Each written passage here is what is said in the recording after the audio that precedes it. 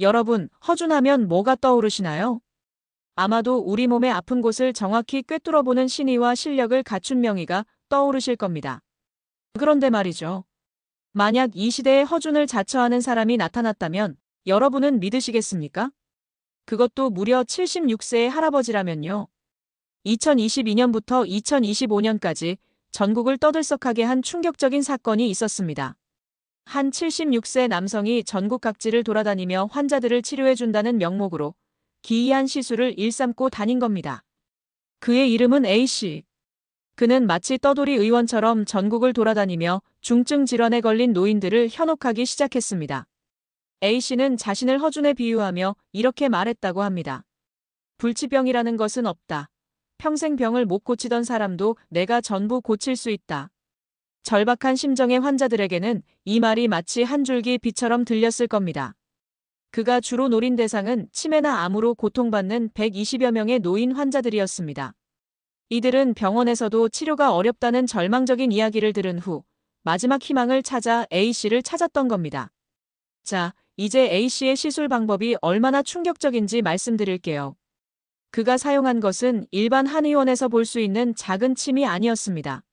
무려 48cm 길이의 장침이었죠. 이 긴 침을 환자의 몸에 완전히 관통시키는 위험천만한 시술을 서슴지 않았습니다. 시술 방법도 기가 막힙니다. A씨는 환자의 옷을 벗기지도 않고 옷 위에 그대로 1030개의 침을 마구잡이로 꽂았습니다. 마치 인형에 바늘을 꽂듯 비전문적이고 위험한 방식으로 말이죠. 게다가 더 충격적인 것은 그는 이렇게 침을 꽂아둔 채로 환자들을 그대로 집에 보냈다는 겁니다. 환자 스스로 집에 가서 침을 빼도록 방치한 거죠. 감염이나 부작용에 대한 개념은 전혀 없었습니다. 물론 이런 위험천만한 시술에도 비용은 일반 한의원보다 훨씬 비쌌습니다. 한 번 시술에 5만 원, 폭리를 취하며 환자들의 주머니를 털어갔습니다. 2025년 6월, 드디어 긴 추적 끝에 A씨의 행방이 포착되었습니다. 제주도의 한 가정집.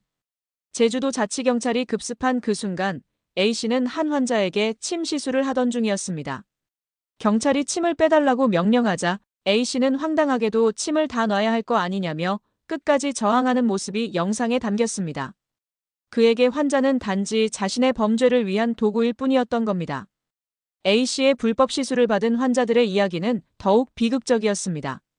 복통과 혈액염증, 부종과 각종 염증에 시달렸고 상당수 환자들은 더 심한 고통을 겪어야만 했습니다. 그런데 여기서 소름 돋는 반전이 밝혀집니다. A씨는 이런 불법 의료 행위로 이미 6번이나 처벌받은 전력이 있는 상습범이었던 겁니다. 6번이나 처벌받았음에도 불구하고 A씨는 계속해서 전국을 돌며 같은 범죄를 반복했습니다. 법의 처벌이 그에게는 아무런 제약이 되지 못했던 겁니다. A씨는 혼자가 아니었습니다. 70대 공범 B씨가 A씨의 빨래나 행정 업무를 도우며 범행을 방조했습니다. 이는 단순한 개인 범죄가 아닌 조직적인 사기였음을 보여줍니다. 결국 주범 A씨는 징역 2년 4개월에 벌금 500만 원을 선고받았고 2,240만 원의 추징금도 명령받았습니다.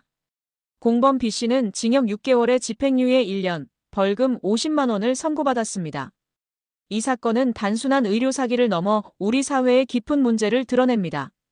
중증 질환으로 고통받는 노인들의 절박한 심정을 악용한 악질적인 범죄였습니다. 이들에게는 치료가 아닌 마지막 희망을 짓밟는 행위였죠. 정식 의료기관에서도 치료가 어려운 불치병 환자들, 이들은 어디로 가야 할까요?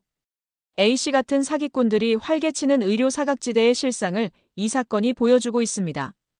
6번이나 처벌을 받았는데도 동일한 범죄를 반복할 수 있었다는 것은 우리 사회의 허점과 법의 한계를 그대로 보여줍니다. 이 시스템은 과연 이들을 막을 수 있었을까요? 4년간 120여 명의 피해자, 2,240만 원의 피해 금액. 이 숫자는 절망적인 환자들의 마지막 희망마저 짓밟아버린 이 충격적인 범죄의 비극을 다 담아내지 못합니다.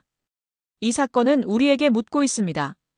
우리가 외면한 사회의 가장 어두운 곳에서 또 다른 가짜 허준이 활개치고 있지는 않은지, 그리고 그들의 마지막 희망을 지켜주기 위해 우리는 무엇을 할 수 있는지,